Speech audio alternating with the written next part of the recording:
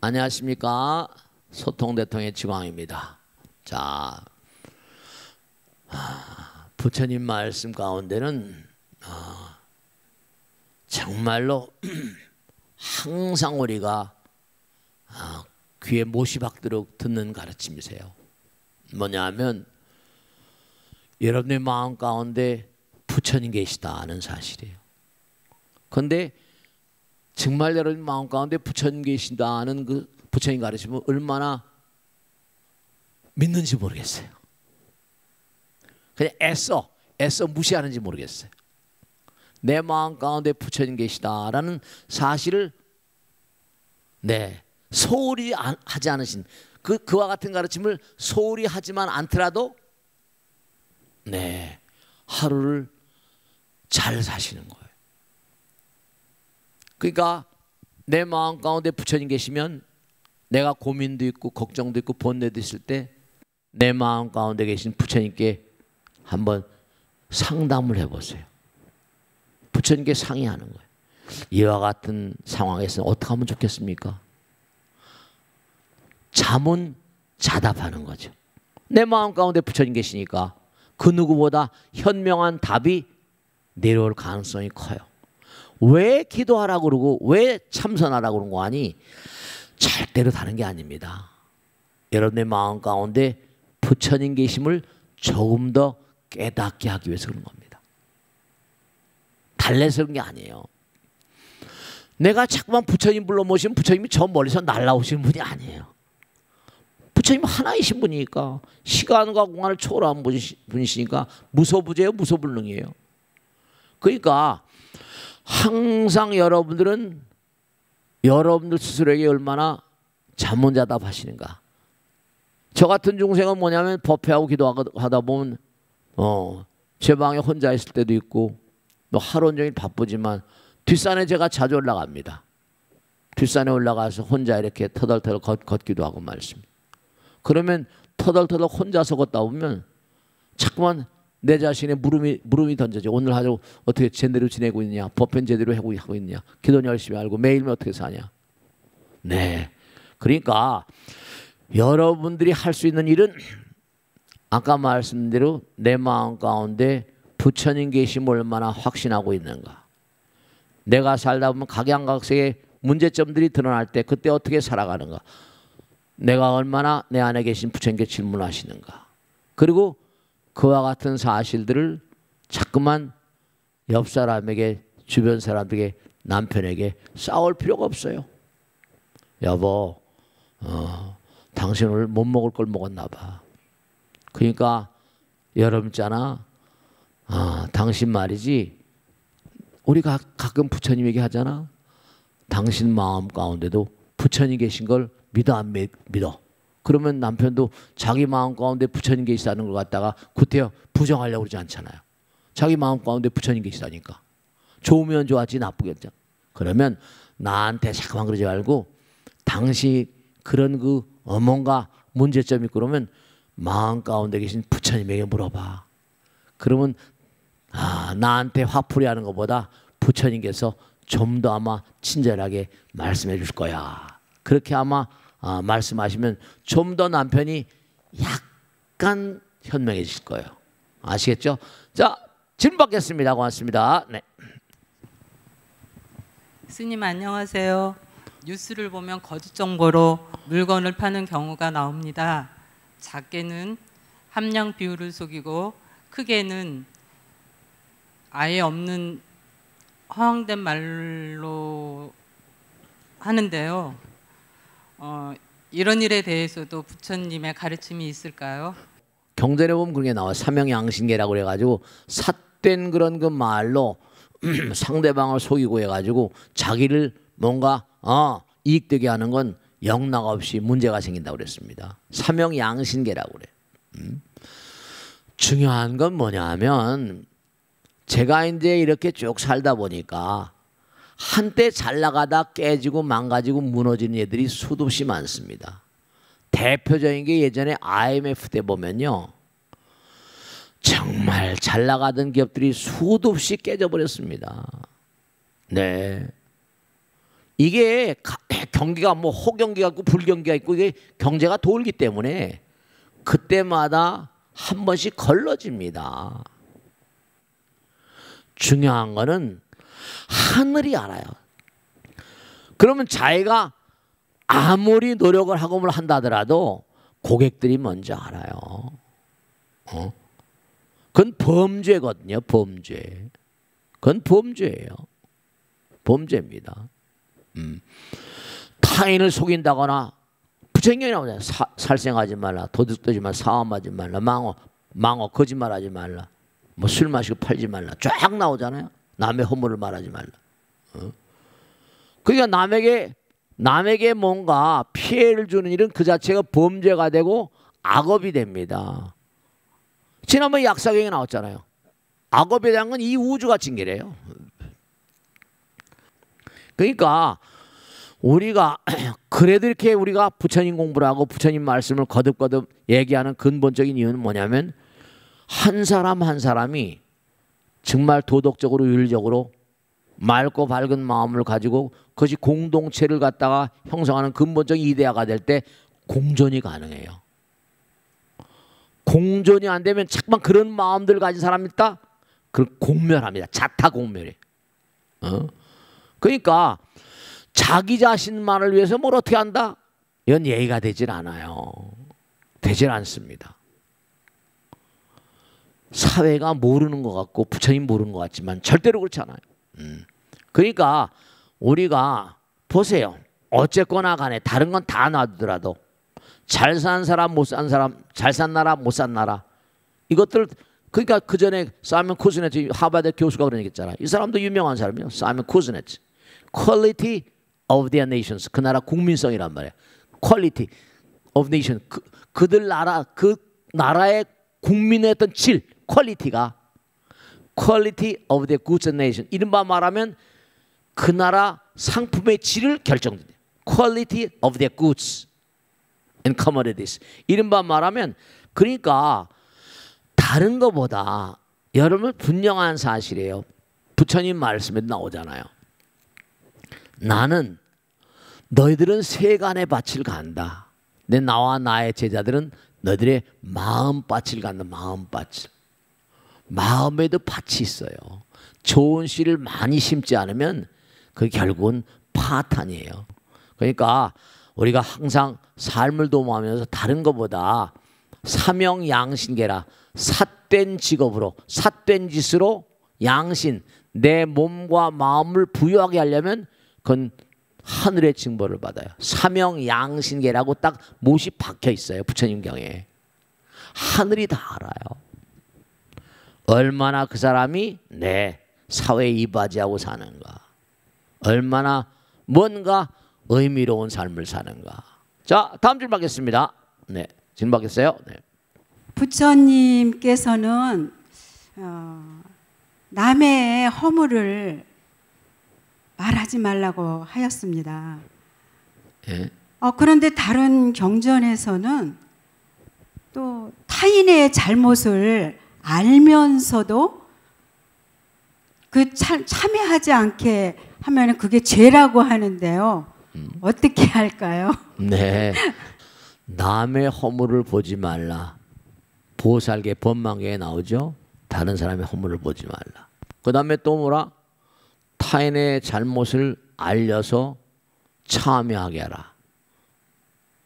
가만히 한번 보세요. 남의 허물을 보지 말라. 크게 차이가 있는 것 같은데 차이가 없는 거예요. 남의 허물을 보지 말라는 건 그렇죠. 누구나 다 잘못할 수 있어요. 그렇잖아요. 그죠? 이 우주에 다른 종교에서 그렇잖아요. 죄 없는 자만 돌을 쳐라. 마찬가지로 누가 이 우주에 하늘에 있는 무량한 별들의 나라도 이 우주에 완전한 자, 완벽한 자, 부처님 말씀도 자기 스스로 그랬어요. 부처란 존재는 완전자가 아니야. 나보다 더 지혜를 닦기에 부지런한 자가 없는 자리야. 나보다 더 뭐라? 공덕을 짓기에 부지런한 자가 없는 자리야. 나보다 더 갈고 닦는데 정말 몸과 마음을 다하는 자. 그러니까 나보다 더니까 뭐라? 이 우주에서 가장 뭐라? 갈고 닦는데 극성인 분이라는 거예요. 나보다 더 정말 정진하는데, 그러니까 부처님께서 마지막 돌아가시면서도 뭐라? 게으르지 말라. 부지런히 뭐라? 정진하라. 그렇게 말씀하신 거예요. 부처님은 영원한 정진자예요. 완전자가 아니에요. 그러니까 허물 있는 건 당연한데 우리는 누가 허물 있으면 그걸 뭐라? 눈을 감아주는 게 아니라, 사람들은 누가 허물을 지었다는 거면 제가 뭐 저래, 제가 어쨌대 저쨌대. 허물을 보지 말고, 중요한 거 우리가 삶을 도모하면서 남들이 잘못했다는 걸 자꾸만, 중요한 건 여기 타인의 잘못을 알려서 참여하지 않게. 잘못했다. 내가 그 사람을 mon고하니 그 사람을 뭔가 좋은 사람 보세요. 케이스 바이 케이스야. 그 사람이 스스로 mon고하니 잘못을 내가 저지른 것을 내가 눈 감아준다. 그러면 그런 경우에는 뭐냐면 어떤 사람이 mon고하니 잘못을 만약에 그냥 넘어가 버리면 어떻게 되겠어요? 상황마다 다른 거지. 저 때는 mon고하니 그냥 넘어가면 안 되겠는데 이럴 때가 있잖아요. 만약에 지금 내가 잘못했다 그러면 어떻게 했어요? 싸움이 날 수 있어요. 부처님 경전에 이게 나오잖아요. 뭐라고 나와요? 유실론자가 와서 막 옳다고 그래요. 유물론자가 와서 막 옳다고 그래요. 막 다 부처님이 워낙 영명한 존재고 그러니까 다 와서 부처님께 시비를 거는 거예요. 그럼 어떻게 해요? 잘못된 점이 많이 있잖아요. 그죠? 근데 부처님은 고개를 끄덕끄덕만 하셨다고요. 왜 그랬어요? 그러니까 안한존자가 세존이시여, 당신은 다 옳다 그러면 뭐가 옳습니까? 그랬더니 그냥 그대로 가게 하라. 만약에 내가 그들에게 잘못됐다고 한다면 뭐라? 저들은 나의 멱살을 잡고 뭐라? 싸움을 걸을 것이다. 당장 중요한 게 뭐냐면 허물을 보고 네가 잘못했다 그러면 뭐라? 싸움이 되는 수가 있다고요. 싸움이 되는 수가 있어요. 근데 그러면 그때 싸움을 그때 할 이유가 없잖아요. 그들을 그대로 가게 하라. 그래서 그들이 만약에 막다른 골목이 나오면 뭐라? 도로 돌아 나오지 않겠느냐. 이렇게 논리 펴셨어요. 그런데 또 뭐냐? 아까 불국 교창계라고 또 법망계에 나오는 건데, 만약에 그들의 잘못을 들어서 참여하지 않게 되면 그것도 죄가 된다 이렇게 또 나와요. 그럼 뭐냐? 내가 말한다고 해서 싸움이 되면 싸움을 할 필요까지는 없잖아요. 근데 만약에 어떤 경우에 이런 게 있어요. 우리가 부처님 스님 제자들은 이른바 말하 함께 모여서 대중생활 하잖아요. 대중생활 할 때 뭐라? 그렇죠. 포살법이라는 게 있어요. 자자참회. 이게 법망계도 마찬가지예요. 이 중에서 뭔가 하니 자기가 잘못한 것을 뭐냐면 자기가 잘못한 것을 대중들에게 일러서 참여하지 않으면 발화죄가 된다. 스스로 잘못한 것을 들어가지고 내가 이걸 잘못했습니다. 뉘우칩니다. 그렇게 하지 않으면 그 죄가 된다고 그랬거든. 그렇기 때문에 중요한 것은 상황 따라서 구태여 싸움을 하거나 당장 그래 뭘 잘못했다면 전쟁이 나는데. 그러니까 그 사람이 뭔가 하니 내가 얘기하거나 대중들이 얘기해서 참여할 수 있는 그런 자리가 있을 때는 그런 응당히 얘기해야죠. 근데 내가 잘못을 건드려 잘못했다 그러면 뭐라? 맞아 죽게 되면 어떻게 돼? 싸움이 나면 어떻게 해요? 그때마다 슬기롭게, 그때야말로 진실로 뭐라? 지혜와 슬기가 필요한 것이다. 그래서 우리가 중요한 건 뭐냐면 부처님 말씀을 읽고 있어요. 우리가 모든 게 다 하나라고 그랬잖아요. 하나? 그러면 그들이 잘못한 것도 뭐라? 그들의 잘못을, 또 남편이 나에게 막 뭐라고 할 때 자꾸만 남편의 잘못을 건드려 봐요. 그럼 어때요? 싸움이 날 수밖에 없어요. 그럼 부처님 말씀대로 유망경 같은 데 나오잖아요. 뭔가 상대방이 잘못하고 뭘 했을 때 생각하는 거 지혜로워야 돼요. 저 사람과 내가 인연이 있잖아요. 인연 따라서. 그럼 내가 저 사람이 말하면 저 사람이 내 말을 들어줄 수 있는 인연이 있고, 또 인연 따라서 하는데 이게 인연이 뭔가 하니 부정적 인연, 평상시에 그 사람이 나를 갖다가 긍정적으로 안 봤을 때 말하면 그게 싸움이 되잖아요. 그러니까 상황마다의 그 상황을 잘 판단해서 해야 돼요. 그러니까 그때마다 뭔가 도반의 경우가 있고 그 다음에 뭐가 전혀 차원이 다르고 뭐 다른 나하고 부정적인 관계가 있다. 그럴 땐 하다가 싸움을 허물을 건드려간 뭐라 오히려 불섭을 지고 지푸라기를 불을 붙이는 경우가 됐잖아. 기름통을 지고 들어가는 거랑 마찬가지로. 그러니까 항상 어느 때마다 이건 지혜와 슬기를 다해서 가만히 궁구해서 내가 얘기하면 저 사람이 도움이 될 것인가 안 될 것인가 그런 걸 잘 판단해서 해야 돼요. 그걸 하지 않으면 괜히 오히려 화가 된다. 자, 다음 줄 가겠습니다. 네. 예, 국위의 대덕화입니다. 네.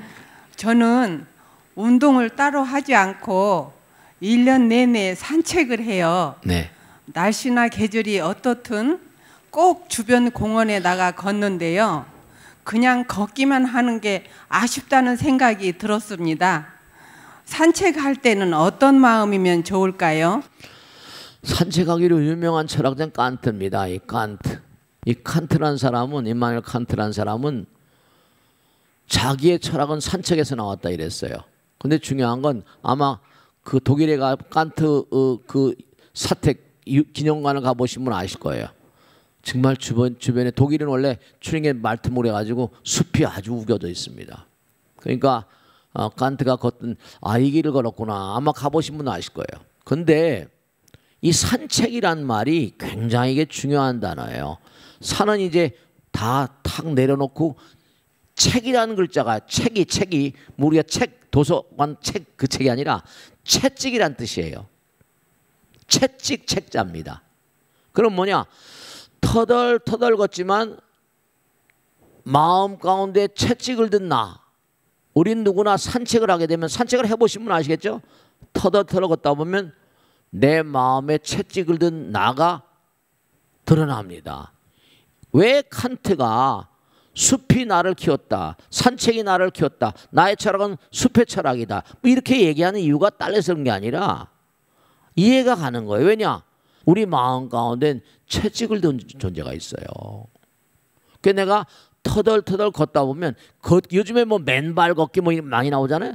터덜터덜 걷다 보면 내 안에 계신 채찍을 든 존재가 나의 모든 걸 지켜보고 있으면 알 수 있습니다.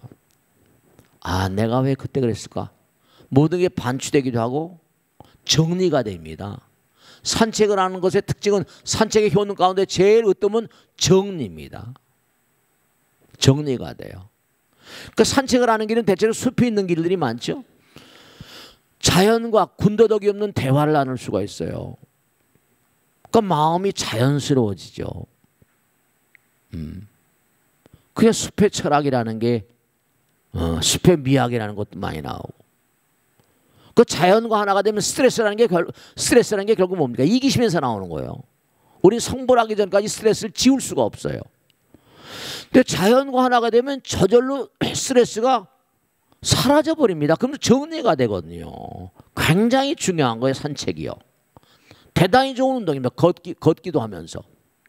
그리고 또 하나 터덜터덜 걷다 보면요 넘어지지 말아야 되잖아요. 앉아있을 때와 달리 두 발로 터덜터덜 걸으면 집중이 됩니다. 발에 집중이 되면서 정신이 발로 집중이 되면서 하나가 돼버려요.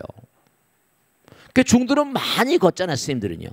이 산 저 산 걷기도 하고 절들이 전부 다 산중에 박혔어요. 옛날 지금은 뭐 여기 포교당도 그렇습니다만 뭐 지리산, 덕유산, 태백산 뭐 산들에 전부 다 박혀 있으니까 토굴 같은 것들이 걷는 게 일. 이 산 저 산 바위 넘어서 저 산 넘어 도반 있으면 걸어서 맨니건 걸 터덜터덜 걸어서 찾아가기도 하고. 그러니까 중요한 게 이 산책은 뭐냐면 나를 돌아보는 시간이고 그 다음에 걸어가면은 정리가 되면서 환기가 되는 측면이 있어요. 그래서 이 산책이라는 건 뭐냐?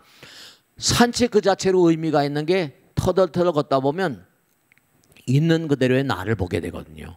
군더더기 없는 나를 보게 되고 자연과 하나가 되니까 내가 지금 걷고 있다라는 점에 집중을 하게 되고 그냥 있는 그대로 모든 걸 있는 그대로 보게 되니까 있는 그대로 보니까 자연스러워져요. 군더더기가 없어지고 나 혼자잖아요.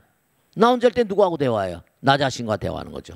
그래서 가능한 한 좀 걸으셔야 돼요. 그러니까 산책이라는 건 자연 속을 걸으니까 자연과 하나가 되면서 저절로 또 뭐라 그 숲속엔 피톤치드라고 하죠. 피톤치드. 숲에서는 산소도 많이 공급이 되고 이른바 숲속에서 특유의 어떤 그런 좋은 기운이 나오고 하니까 그게 좋을 수밖에 없고 그래서 산책하는 그 자체로 뭔가 운동도 되는 거죠. 그리고 또 그 다음에 산책하다 보면 뭔가 하니 나무도 많이 좀 끌어안아 보세요. 나무도 끌어안아 보고 그러면 독소가 많이 빠져나오기도 하고 하니까 좀 이렇게 한번 산책도 해보시고 그러면 좀 더 내 마음이 많이 정리가 되고 몸도 마음도 가지런해질 것이다. 그런 생각을 합니다. 항상 중요한 건 sound body in a sound mind. sound mind in a sound body. 그러니까 몸과 마음이 하나니까 항상 몸과 아니 마음 관리 잘하시고 몸 관리 잘하시고 자 함께해 주신 여러분 대단히 감사합니다. 다음 주에도 다시 뵙겠습니다. 대단히 고맙습니다. 감사합니다. 고맙습니다.